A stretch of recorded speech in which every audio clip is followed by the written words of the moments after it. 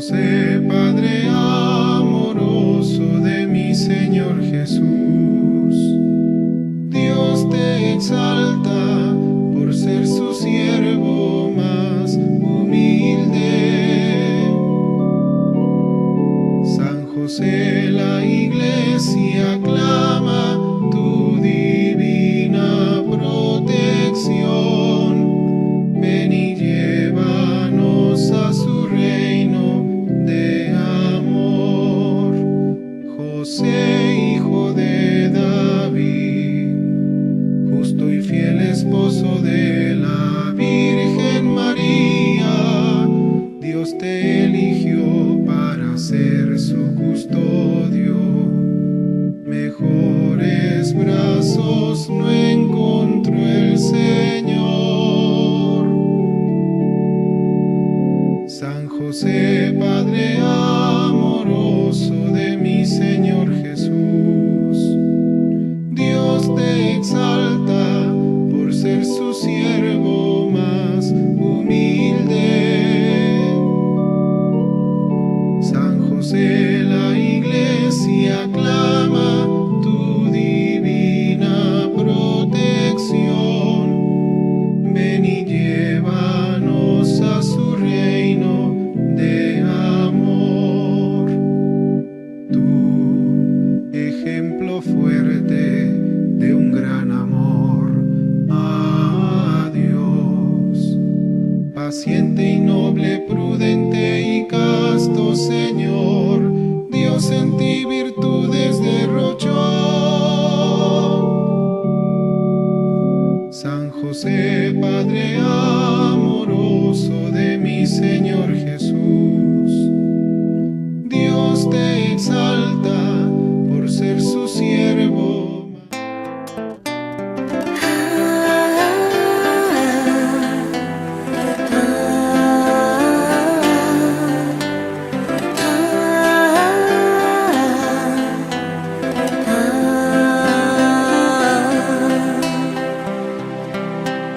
Fieles al Padre nos encontramos a discernir los tiempos de hoy, y en Jesucristo nos afianzamos con el Espíritu en la misión.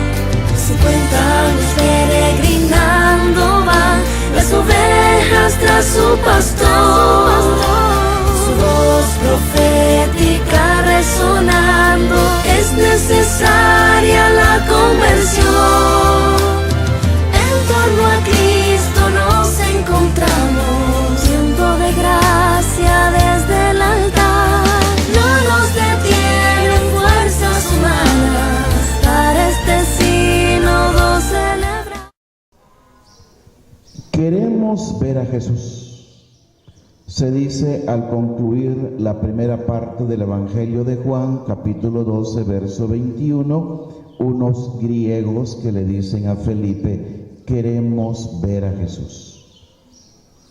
Está Jesús al final de los signos que él da, los famosos 7 signos. Esta petición hecha al apóstol Felipe por algunos griegos que habían acudido a Jerusalén para la peregrinación pascual ha resonado también espiritualmente en nuestros oídos.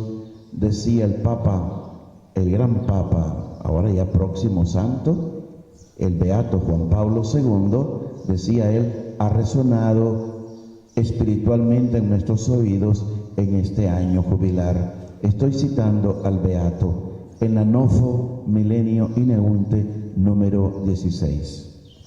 Como aquellos peregrinos de hace 2000 años, los hombres de nuestro tiempo, quizás no siempre conscientemente, piden a los creyentes de hoy no solo hablar de Cristo, sino en cierto modo hacérselo ver. Y no es quizá cometido de la Iglesia reflejar la luz de Cristo en cada época de la historia y hacer resplandecer también su rostro ante las generaciones del nuevo milenio. Ya hemos pasado 13 años de este nuevo milenio y creo que es un punto importante para revisar y relanzar a la misión de la Iglesia. Por eso, insisto, vuelvo a Aparecida, donde se nos convida a relanzar esta misión. Pero sigo citando al Beato, en Anofo Milenio Ineunte. Nuestro testimonio sería además enormemente deficiente si nosotros no fuésemos los primeros contempladores de su rostro. El gran jubileo nos ha ayudado a hacerlo más profundamente.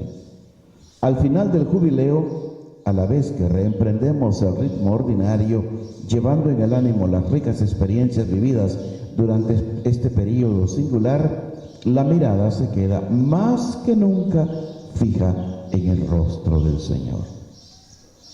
Mirada fija en el rostro del Señor.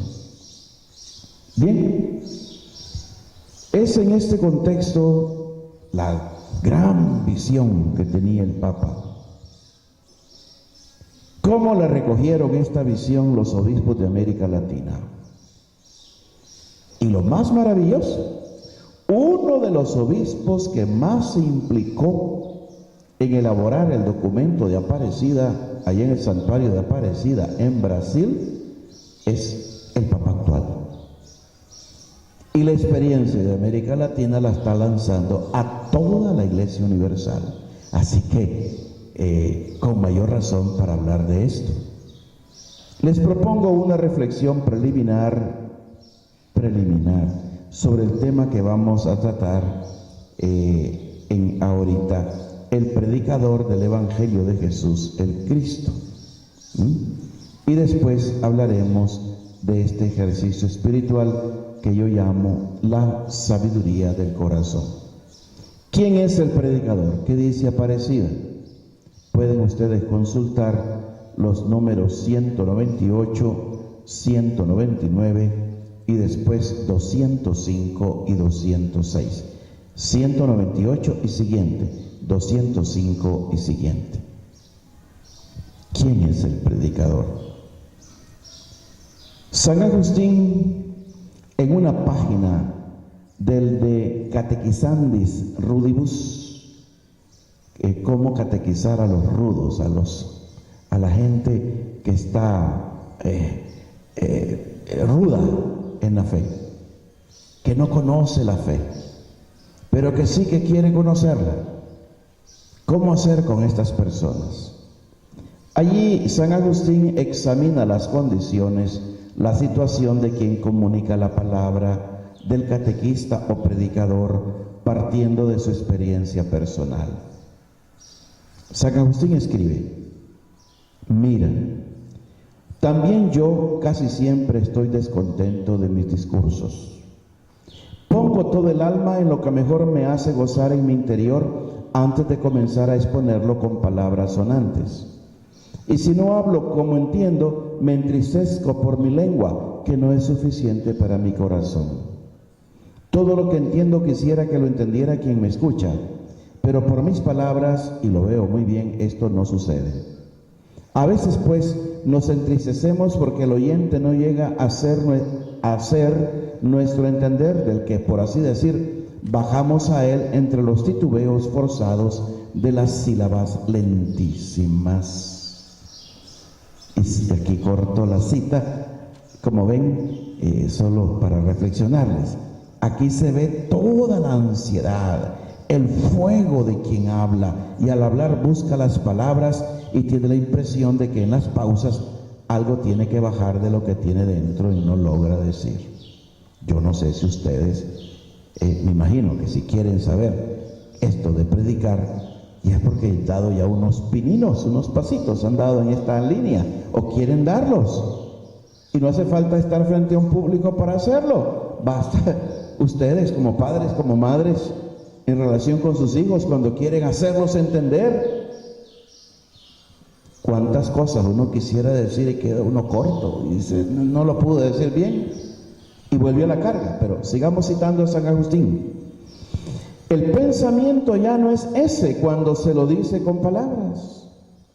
Así da fastidio hablar, da gusto callar. Pero también es hermoso sentirse refluir en el íntimo la caridad, tanto más robusta cuanto más haya sido generosa al abajarse. Esto es, comento yo, cuando más uno haya arriesgado la palabra que tiene dentro. Como una vez corrigiendo a una niña muy capaz, muy rápida en su mente, y me quería contestar, ¡ay! ¿Qué quiere decir eso? No, nada. ¿Cómo que nada? Es que mire, el pensamiento es más rápido que la palabra y yo no logro sacar todo lo que tengo. Y a una chihuina de 12, 13 años viene experimentando eso cuando hay fuego en el corazón y se quiere decir algo. Uno se queda siempre corto. Sí, pero esa palabra sale más robusta cuando uno en verdad haya tratado de bajarse lo más posible al oyente. Por eso, mire, y como decía aquella persona que vino, que le voy a ayudar a buscar trabajo, aunque sea para atender un kinder, le digo yo, ¿cómo que aunque sea? Si viera usted que es la parte más delicada de la educación, y es allí cuando se fija el éxito o el fracaso del futuro alumno. Y no es simplemente cambiar pañales a unos niñitos y darle una pacha, ponerlos a dormir o a jugar, es algo mucho más. En otros países, las maestras de parvulitos son las mejor pagadas, mejor que el profesor universitario, porque ahí está la clave de la formación del alumno, que no es simplemente entretenerlo. Pero bien, por eso les digo, la importancia de abajarse lo más que se pueda. Pero sigo citando a Agustín. Y también cuanto algo de buena conciencia de haber buscado la salvación eterna y no otra cosa en aquellos a los que nos hemos adaptado. Sigo buscando el aplauso. ¡Ay, qué bien habló! ¡Qué hermoso! ¡Ay, Dios! El Papa Benedicto dice, cuando en la Eucaristía dominan los aplausos, se pierde el sentido de la Eucaristía, del misterio. Cuando más lisonja uno recibe al predicar, no se llegó. Se endulzó el oído, no bajó al corazón. Ay, miren, esa es la gracia que ustedes tienen que pedir. La gracia de saber tocar el corazón de los oyentes. Yo recuerdo, recién ordenado sacerdote, fui enviado a una parroquia y para entonces el movimiento carismático comenzaba. Estoy hablando del año 76, comienzos. Y Guatemala era un boom. Había parroquias ya connotadas por los movimientos carismáticos. Y el párroco me envió a asistir a una charla y ver la dinámica, porque él quería que en la parroquia se fundase. Y mandó al joven sacerdote que hiciera eso. Pues yo fui. Yo no encontré nada bueno aquello, sentí puro bluff. Gente fumando con la canilla cruzada, una charla anodina y apenas, bueno, y ahora haremos, y empiezan wiri, hablando en lengua. Todo esto lo veo raro yo.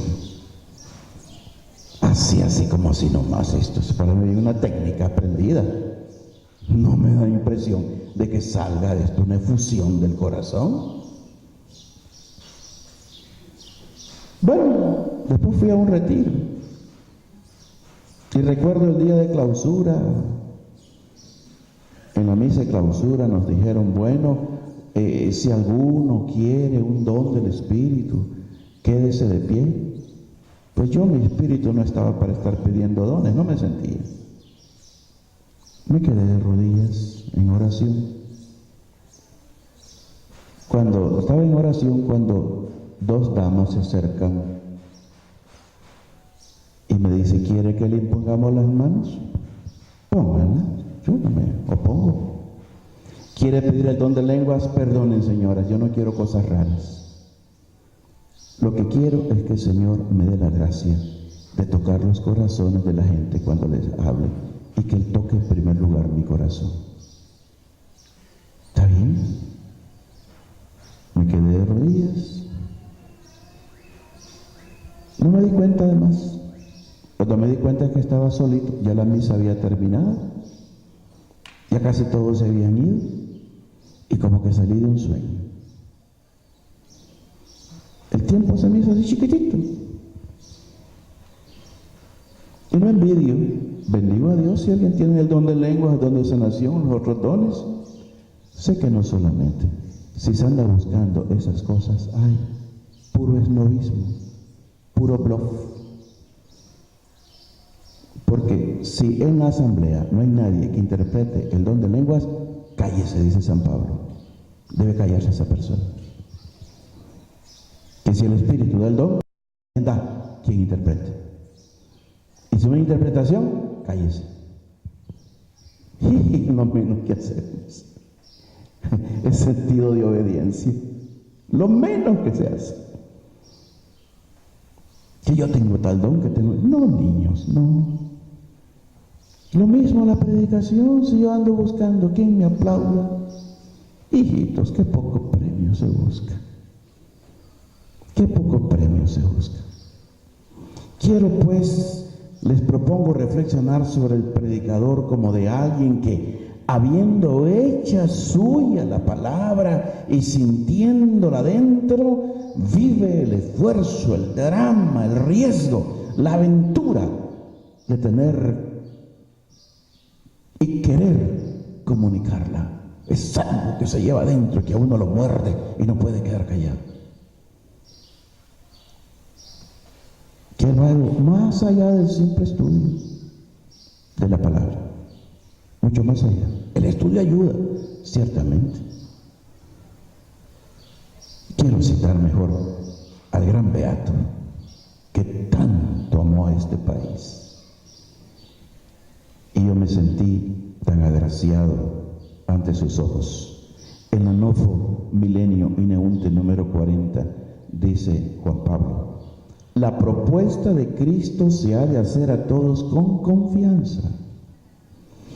Se ha de dirigir a los adultos, a las familias, a los jóvenes, a los niños, sin esconder nunca las exigencias más radicales del mensaje evangélico, atendiendo a las exigencias de cada uno, por lo que se refiere a la sensibilidad y al lenguaje, según el ejemplo de Pablo cuando decía: me he hecho todo a todos para salvar a todos, a toda costa a algunos. A salvar a toda costa a algunos.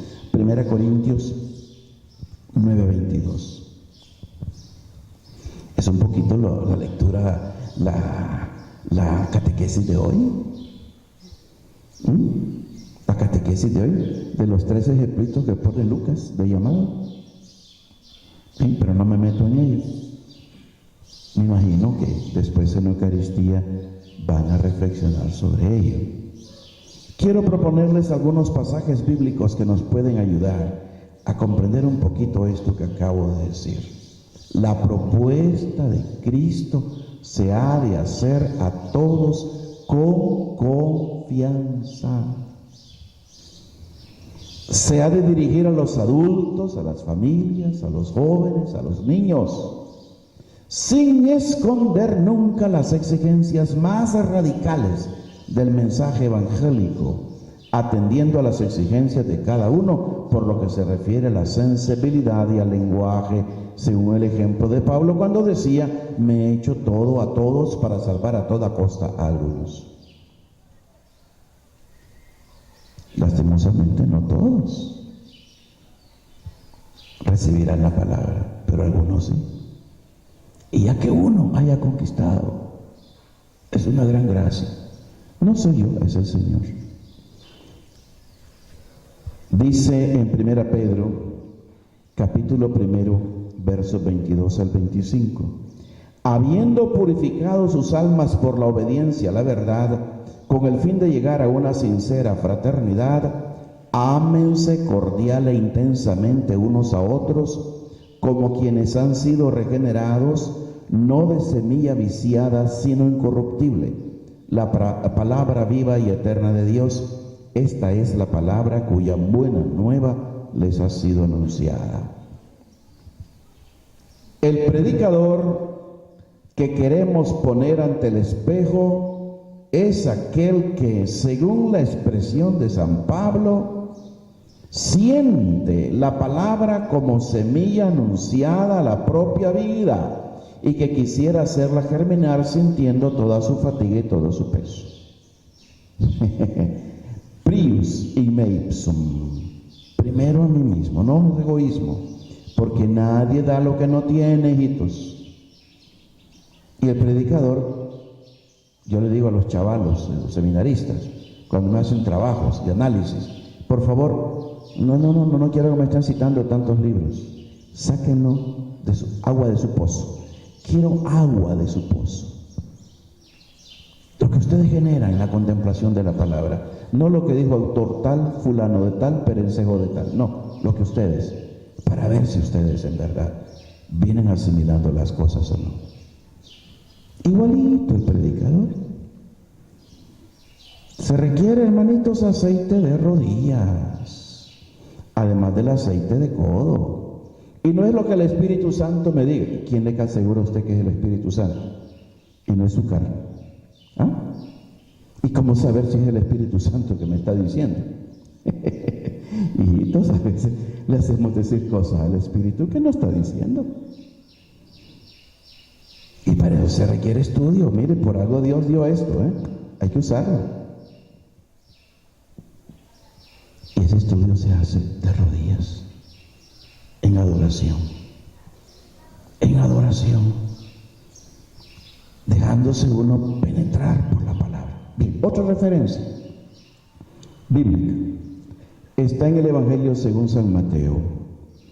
Jesús, después de haber hablado en parábolas, presenta sintéticamente la imagen del predicador. Es el escriba, por tanto, el hombre que tiene su cultura, que ha recorrido su camino y que después se ha hecho discípulo del reino. Dice Jesús que este escriba es semejante al amo de casa que saca de su tesoro lo nuevo y lo viejo. Mateo 13, 52. Recuerdan bien, que tienen ya familiaridad con los textos, Mateo 13 es el discurso en parábolas. Quiero subrayarle en eso su tesoro. Es semejante al amo de casa que saca de su tesoro. Su tesoro. Su tesoro significa que el escriba recurre a cosas que tiene dentro. Toma la palabra de la verdad de su vida. No la toma de aquí y de allá. No la distribuye sin antes haberla hecho suya. ¿Quieren meterse a esto, hermanitos? Abran su corazón. Ahí está todo. Lo fundamental.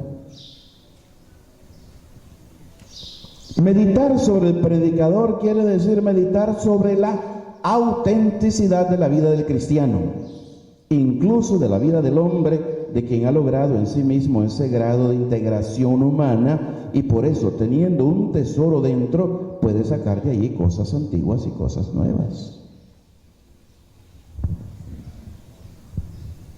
Otro pasajito. 1 Corintios 9:16. 1 Corintios 9:16. Dice Pablo: ay de mí si no evangelizara. Es una expresión de San Pablo y demuestra que el predicador siente su ministerio como un deber, una necesidad, aunque a veces quisiera más bien callar, porque se da cuenta de que las palabras son inadecuadas, que se las interpreta mal, que no se las comprende. Y a veces uno se da cuenta cuando tiene un auditorio hostil y que anda viendo en qué cascarita agarrar al predicador para hacerle decir lo que no dijo y empezar una guerra contra él. Y se las van a topar. No crean que todo es color de rosa. Ni crean que todo el que llega a golpearse el pecho al templo es porque está como el publicano que reconoce su pecado. Hay mucho misterio de iniquidad también dentro de la iglesia. de aquellos que se dicen seguidores, pero ok, para eso el Señor suscita profetas. Y usted que quiere ser predicador, entra en la rama de la profecía justamente.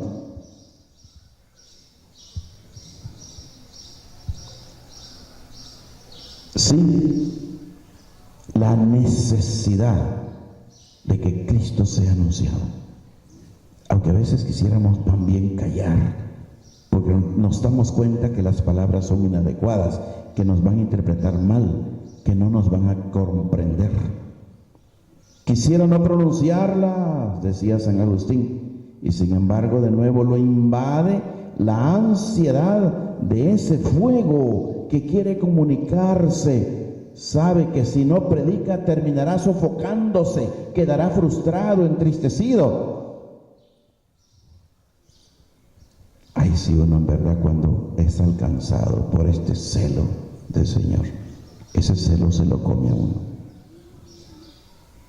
Yo por eso cuando veo la Eucaristía siempre pienso, qué bella oportunidad me da ahorita mi Señor subir al altar. No puedo ir al altar a sacar una tarea, aunque hasta de memoria se vaya la luz y yo pueda seguir recitando las plegarias. Es que es como el amor. ¿Ustedes se cansan de besar a sus chihuines? ¿O usted, mujer enamorada, que encuentra reposo en el corazón de su novio, de su esposa, de su esposo, o viceversa, instintivamente apenas se ve a ser amado, da las gracias de da la gana de besar, de abrazar, o no? Y un beso convida a otro, y cada beso es una novedad. ¿Por qué? Hay fuego, hay fuego. Cuando no hay fuego, besa a tu papá, niño, y el niño desgana y se acerca y pone solo el cachete. El niño le ha perdido calor a su papá porque solo regaños, golpes, y queremos que a puro tubo el niño después bese al papá. No lo va a besar.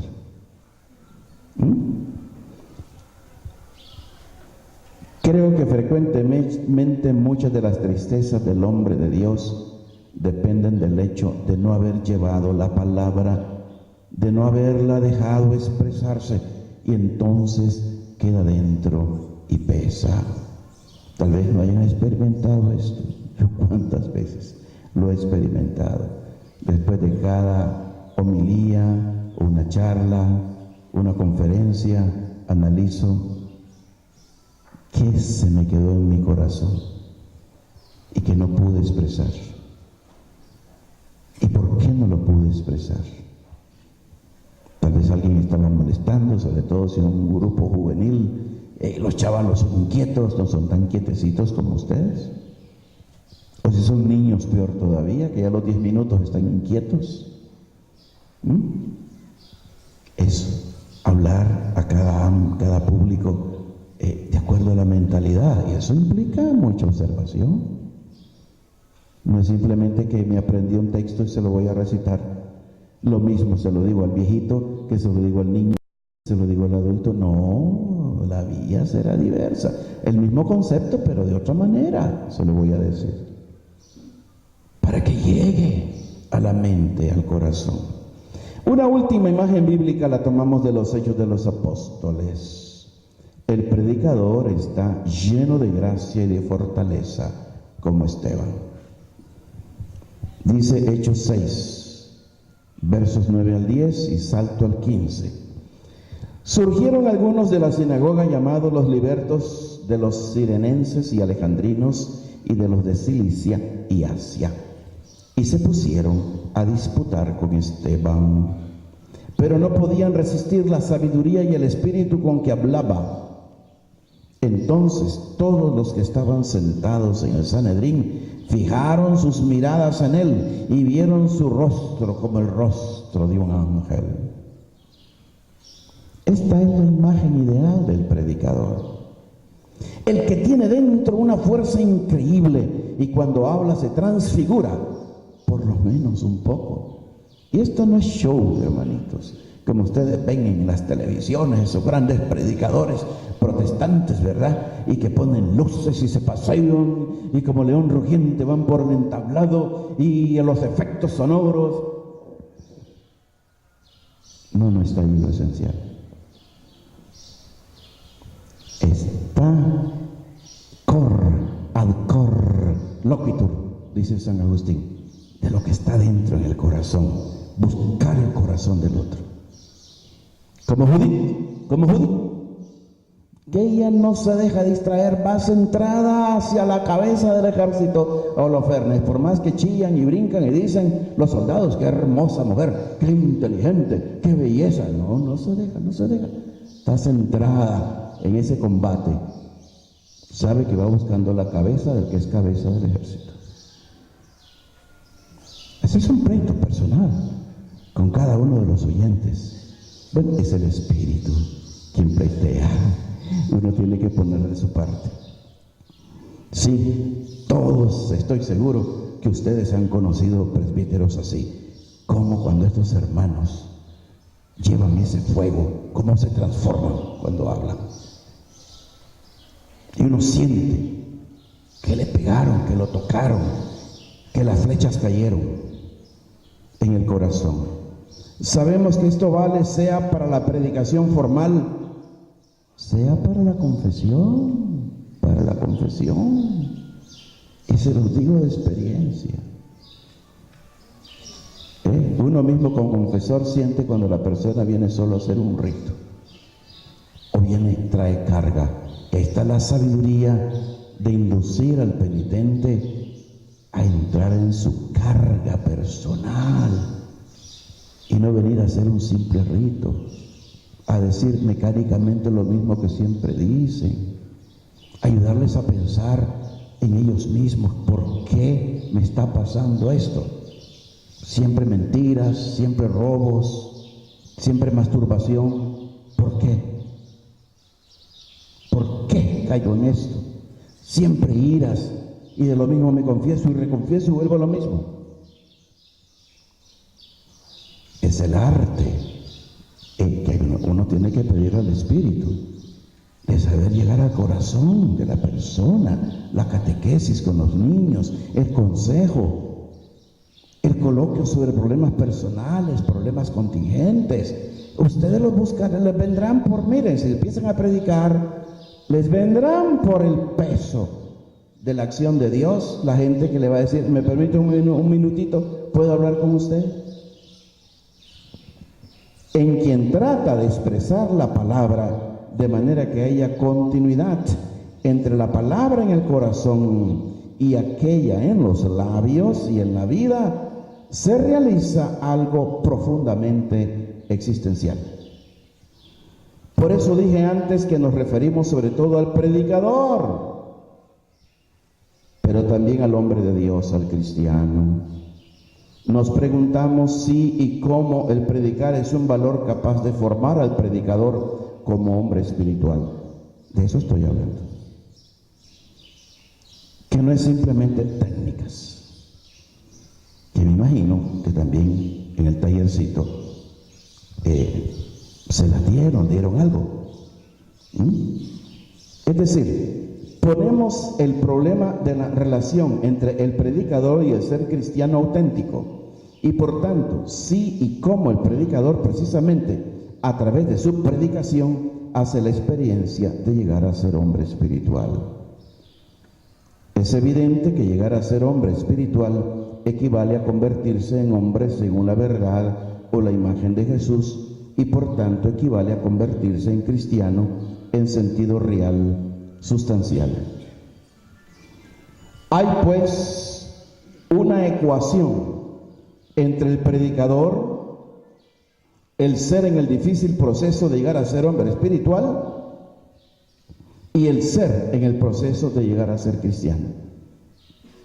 Hay una profunda continuidad entre estas distintas expresiones de la persona humana, pero que en el presbítero, en el catequista, en el predicador laico, se identifican y recorren el mismo camino, constituyen el mismo problema, son la misma fatiga.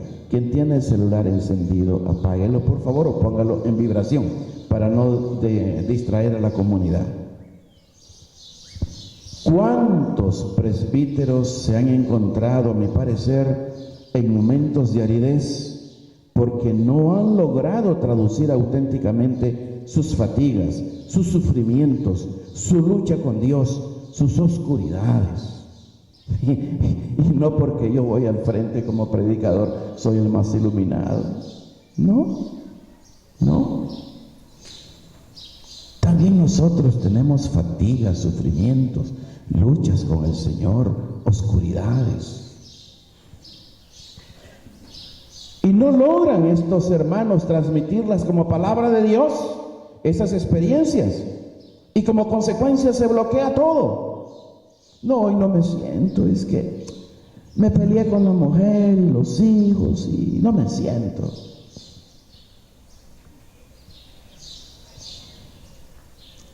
Lo estoy inventando. ¿A cuántos catequistas los he visto con las llantas bajas? Debido a esto. Me siento mal. ¿Y por qué no asume todo eso? Es la palabra de Dios que está en usted actuando y le pone los retos. Y pensar en los propios problemas, las propias dificultades a la luz de la palabra ayuda a otro.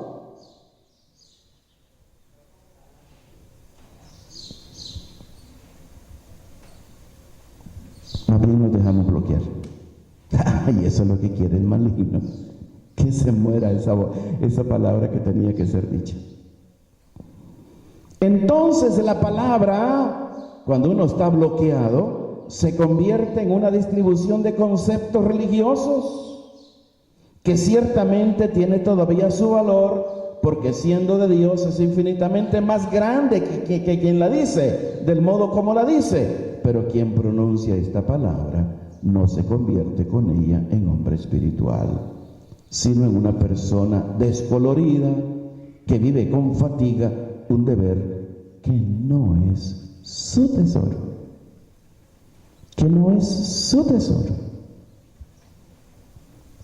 A este punto podría preguntarse con razón: ¿soy yo ese predicador? ¿Cómo estoy? Si ahorita me pidieran, a ver, hagamos una síntesis de todo el tallercito de hoy. Desarrolle este tema. Le doy 5 minutos para que se prepare. Pase adelante. Ay, no me la siento. Ay, no, es que yo soy muy pecador, no me siento. ¿Soy yo este predicador? Es un ideal que está lejísimo de mi vida, aunque en ciertos momentos lo haya vivido. Entonces será suficiente empezar a hablar con Dios de todo esto. Bastará colocarse ante Jesucristo y decirle: ¿cuántas veces yo mismo, antes de subir a la Eucaristía? Miren qué importancia lo que tanto inculcó el Papa Juan Pablo y Benedicto, mucho más todavía, en los 8 añitos que nos gobernó. La necesidad del silencio previo a la Eucaristía y después de la Eucaristía, para el sacerdote, para los ministros del altar, para el pueblo. Se pide, se reza el rosario, ese Ave María, Santa María, va haciendo entrar al Espíritu eso, en la quietud necesaria para la contemplación. El llegar antes, tener un momento de reposo.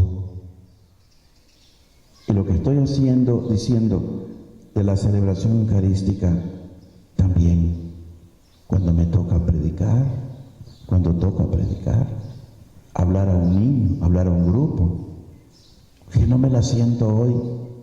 No está que usted se la siente o no se la siente, es entregarle el asunto al Señor. Señor, ¿cómo está tu palabra en mí?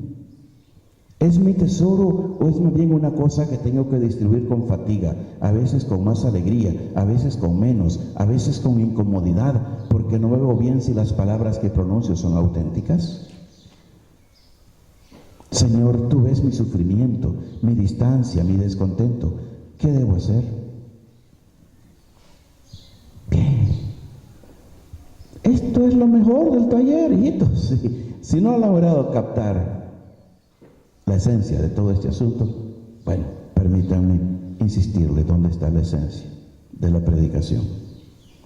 Porque la dinámica ascética y mística del predicador es la de estar descontento de sí mismo y la de hablar con el Señor llorando, orando, implorando, meditando, reflexionando. Es un pleitear amoroso con Él. Si no entienden de amores, yo no sé qué están haciendo aquí. Si no entienden de amores, es cuestión de amor. Por medio de la confrontación con la propia fatiga de llevar la palabra, se llega a ser hombres espirituales y se llega a la autenticidad del ministerio de comunicadores de la palabra. Haz de mí, Señor, un predicador según tu corazón. Esto es solamente gracia tuya, es don de tu Espíritu Santo, porque nadie puede lograrlo con sus propias fuerzas. Envíame tu Espíritu purificador para que me lave de todo lo que impide en mí la verdadera palabra. Bien, hermanitos, creo que le he hecho el colocho y lo he rizado varias veces. Vamos a la segunda parte, este ejercicio de la sabiduría del corazón, inspirado justamente en el salmito, que supongo yo ha marcado el ritmo de trabajo de esta jornada. Quiero sugerirles un ejercicio espiritual específico que de algún modo contiene todo lo que podríamos decir sobre la seguridad del predicador, el fuego del predicador, que yo no lo voy a desarrollar aquí, eso sería largo. En el ejercicio de la sabiduría del corazón, lo he ejemplificado en el Salmo 103, que pueden releer todo y gustarlo para crear la ambientación más apta para escuchar lo que quiera decirnos el Señor. Bendice al Señor, alma mía, todo lo que hay dentro de mí, su santo nombre. Bendice al Señor, alma mía, no olvides sus muchos beneficios. El que perdona todas tus ofensas y te cura de toda enfermedad, el que rescata tu vida de la fosa y te corona de gracia y de bondad, el que harta tus años de bienes, tu juventud se renueva como el águila, etc. Es el salmo que yo llamo de la sabiduría del corazón, porque expresa la actitud fundamental del cristiano. No es simplemente una contemplación de las grandes maravillas de Dios, cielos, tierra, montañas, sino de aquellas pequeñas y cotidianas maravillas, como mi vida. Dice el salmista, Él perdona todas tus ofensas, harta tus años de bienes. Sabiduría del corazón es conciencia amorosa y agradecida de mi vida como don, de mi vida como tal es ahora, mientras sale del Padre como misericordia y paciencia. Bendicen a Dios por el camino de su vida. Ay, Monseñor, ¿y cómo lo voy a bendecir si tengo abortos detrás de mí? Tengo la traición de un matrimonio y el hombre con el que vivo no es el hombre del amor. Tengo hijos de varios hombres. Y a veces eso se lleva como una llaga en el corazón.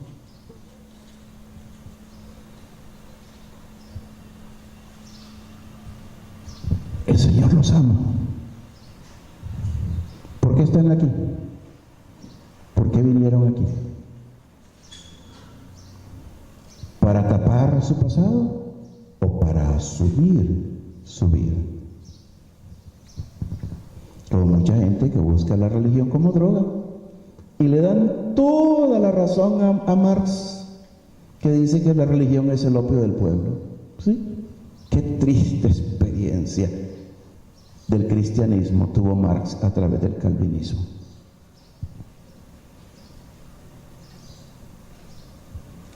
Una búsqueda de Dios que no nace del humus, del propio pecado y de la gracia, y que se asume en la misericordia de Dios toda la propia vida, toda la sangre que está detrás de mí, en la cual yo empecé a nacer, empecé a nadar en ese río de sangre. Si mis abuelos fueron unos asesinos o unos adúlteros, todo eso. Si el apellido que llevo no es el que debería llevar, porque hubo infidelidad, y eso marcó a mi madre, a mi padre, y me marcó a mí.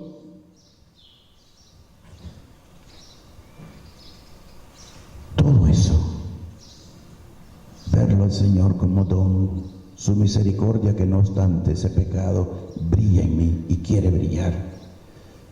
El don de mi vida como don, mi vida tal como es ahora, mientras sale del Padre como misericordia y paciencia.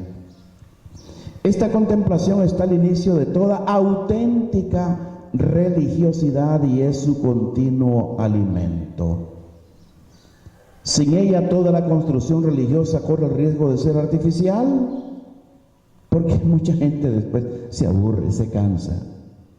Ay, sí que nice, la oración estuvo buena, hubo efusión de espíritu, pero llegan las arideces, llega todo eso y ay, o llegan los problemas y aquel hermano tal era un ladrón, se fugó con todo lo que habíamos recogido en un año. Y la otra, qué mujer más hipócrita. Y califico a medio mundo que es así. Y me retiro y voy con un ronroneo feo en el corazón. Qué artificial fue tu búsqueda, hijo. Qué artificial. No entregaste el corazón, chaval o chavala. Es pues sumamente importante aprender a ver a Dios, a ver que Dios me es propicio en todo, que me ama totalmente y se entrega a mí totalmente, incluso en el acontecimiento más pequeño, más trivial, cuando respiro, cuando camino o hablo, cuando me alegro o cuando sufro. Dios se entrega a mí no solamente en parte. Si me manda amarlo con todo el corazón, como dice Deuteronomio 6, Bekol Lepe, Bekol Nefesh, con todo el alma, Bekol Geburim, con todas las fuerzas, con todo el espíritu, con toda la mente, es porque Él ya se entrega a mí en mi vida con todas las fuerzas, con todo el alma, con toda la mente, con todo el corazón. Él es ardoroso, Él es el gran apasionado. ¿Qué es lo contrario a esta sabiduría fundamental?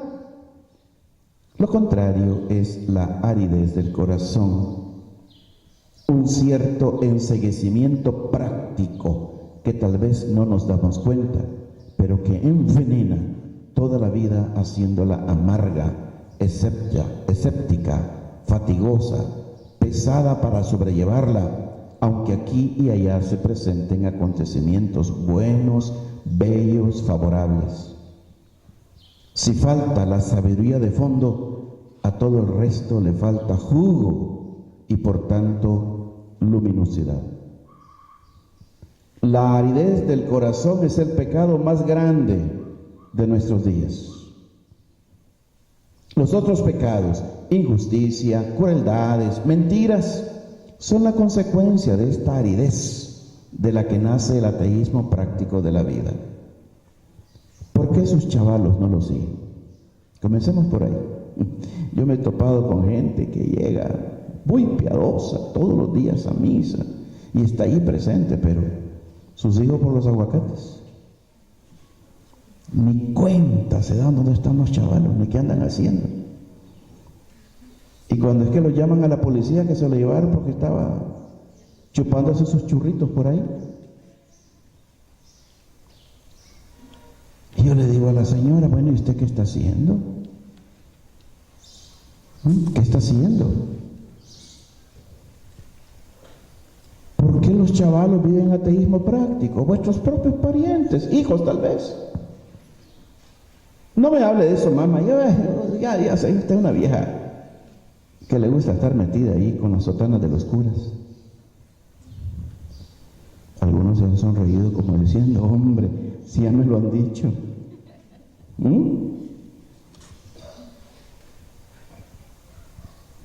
Ahí está la evaluación. Porque no bajamos al corazón. Y yo mismo llevo mi corazón árido. Lo llevo árido. Quiero hacer notar que aridez del corazón y ateísmo práctico pueden estar presentes y contiguos con ejercicios y prácticas religiosas. ¿Sí? Yo me he topado con gente atea práctica, aunque está en pequeña comunidad, aunque hace los viacruces en las madrugadas, aunque reza el rosario, como sacando tarea y carreta guindo abajo, atropellando las palabras y las Ave Marías y Santa Marías, igual que en los cuentos de Pancho Madrigal. Dios es Ave María, Santa María, y así va el rosario. Práctica religiosa, excelente, pero se puede estar contigo con el ateísmo. No se puede decir que el ejercicio de las prácticas religiosas individuales o el hablar de Dios garantizan la sabiduría del corazón. Creo que a menudo la dejamos dormir, la colocamos en letargo. Nos dedicamos a miles de cosas particulares, olvidando la raíz que consiste en captar la iniciativa divina íntimamente presente, universalmente operante, luminosamente transparente en todo. Por otra parte, esta sabiduría del corazón es una actitud posible para todo hombre, según las palabras de San Pablo en la carta a los Romanos, en donde a propósito de lo que es común ante todo, a todo ser creado, escribe: porque lo invisible de Dios desde la creación del mundo, mediante las criaturas, es conocido, su eterno poder y divinidad, hasta el punto de ser inexcusable. Al leer este pasaje pensamos en las grandes obras de la creación. En realidad el apóstol se refiere a todas las obras de Dios. Y ante todo a nosotros mismos como lugar, sede de esta contemplación sencilla y fundamental, que es el reconocer que Dios se dona a mí en los acontecimientos cotidianos como se ama a sí mismo. Después el misterio de la cruz será el que aclarará al creyente esta contemplación y lo llevará a la de Dios, que nos ama hasta el olvido efectivo de sí mismo. ¿Cuánto nos ama Él? El Salmo 103 brota de lo íntimo de una persona que vive la actitud de la sabiduría del corazón. Bendice al Señor, alma mía. Él perdona tus ofensas, te cura de toda enfermedad. Si no hacemos revivir continuamente esta actitud en nosotros, terminará embotándose al contacto con tantas maldades de la existencia, las ilusiones, con las pequeñas y grandes amarguras. Creo que la obra del demonio consiste precisamente en hacer secar esta preciosa raíz de la religiosidad y, después de haber logrado quitar el contacto del hombre con la tierra de su vida, entonces pone las dudas, los problemas, las confusiones. Mientras este contacto permite al espíritu religioso innato en todo hombre recomponerse y reconstruir la salud fundamental de la persona, los mismos psicólogos lo dicen, mientras el enfermo, el que está siendo terapiado, no mira con serenidad su pasado y con serenidad puede hablar de él, todavía no ha llegado al punto de comenzar su sanación.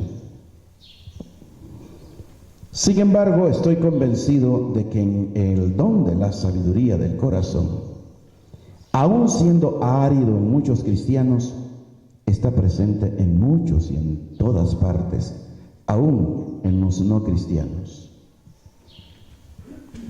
Y al respecto de esto que acabo de decir, los convido que vayan a leer Aparecida, números del 227 al 234, en modo especial ese 234. Por cuestión de tiempo, porque algunos veo que ya empezaron a cabecear, yo pues no me explayo más. Tuve la dicha en mi viaje, casi un año que viví en Jerusalén, y me tocó andar en estudio por todo el territorio de Israel y de Palestina. Son dos naciones que hay allí. Solo Samaria no pudimos entrar porque el Estado israelí no lo permitía, y si entrábamos era nuestra cuenta y riesgo, porque estaba la intifada en lo mejor, o sea, la revolución, la protesta sanguinolenta de los árabes contra los israelíes.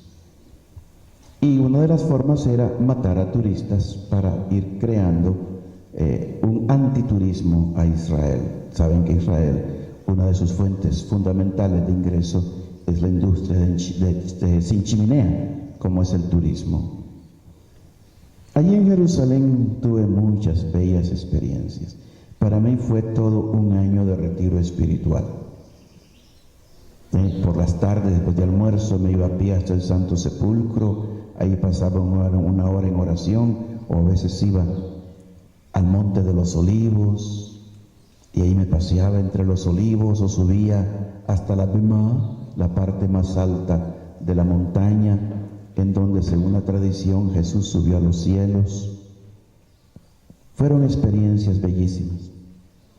Una de las experiencias, pues, de mi estancia en el Medio Oriente, recorrí parte de Egipto hasta Asuán, en la práctica todo el río Nilo, y después Jordania, gran parte de Jordania, y allí tuve la experiencia de constatar en otras religiones, a nivel de personas, no a nivel teórico o de libros sagrados, la presencia de actitudes de serenidad, de bondad, de confianza de fondo, de paz.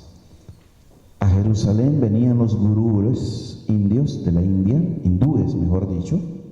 Hindú se refiere a la religión hindú, no habitantes de la India, que son indios. Venían a recoger a las turbas de gente que venía de Europa, sobre todo países escandinavos, para tener estas experiencias de retiro al estilo budista. Y después ya se lo llevaban para la India. Y ahí miraba los tatam y oía las oraciones y los mantras que recitaban en algunas calles de Jerusalén. Y constaté el don de la sabiduría, quizá no siempre expresado, que permite vivir con gratitud, con misericordia, con delicadeza, toda cosa y toda relación. Ay, hermanitos, y esto es fundamental para poder predicar la palabra. Nada te turbe, nada te espante, dice Santa Teresa, solo Dios basta. Esta serenidad del corazón. Y es interesante entonces cómo se puede realizar un encuentro inmediato entre personas de diversas culturas, idiomas, civilizaciones, aunque no se hubieran antes conocido. Hay acuerdo en esta sabiduría del corazón, y sobre ella el hombre construirá después, con más o menos inteligencia y perspicacia, sistemas religiosos o culturales. En cambio, Sin esta raíz, cualquier esfuerzo intelectual termina fatalmente en la pesadez y en la confusión. El Señor nos invita pues a despertar la sabiduría del corazón, sofocada por el afán y por la multiplicidad de las ansiedades. En la parábola del sembrador, Jesús habla de las espinas que sofocan la semilla, y sofocar significa quitar la respiración, esa respiración fundamental del corazón que es la certeza de Dios. Sea como sea, Dios me ama mucho más de lo que yo me amo a mí mismo, me ama mucho más de lo que yo pueda pensarlo. Estoy citando a San Anselmo. Dios me es propicio, se me da en plenitud aún en la oscuridad, en el sufrimiento y en el dolor. Las realidades exteriores pueden hacerse cada vez más pesadas, pero existe esta paz, este saber al que Dios me conduce. Concédenos, Señor, la sabiduría del corazón, de la que nacieron las palabras del Salmo, que nos regalaron como invitación a este encuentro. Haz que nos conozcamos a nosotros mismos y a ti, de tal modo que lleguemos a la conciencia de que todo tú te donas todo a mí. En el nombre del Padre, y del Hijo, y del Espíritu Santo. Amén. Gracias, mis hermanos, por su atención, ¿verdad?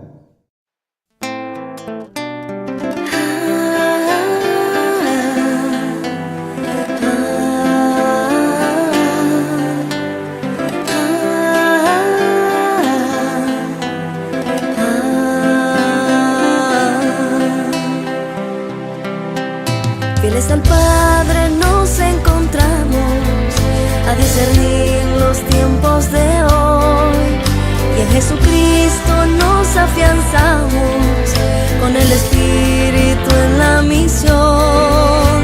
50 años peregrinando van las ovejas tras su pastor, su voz profética resonando, es necesaria la conversión en torno a Cristo.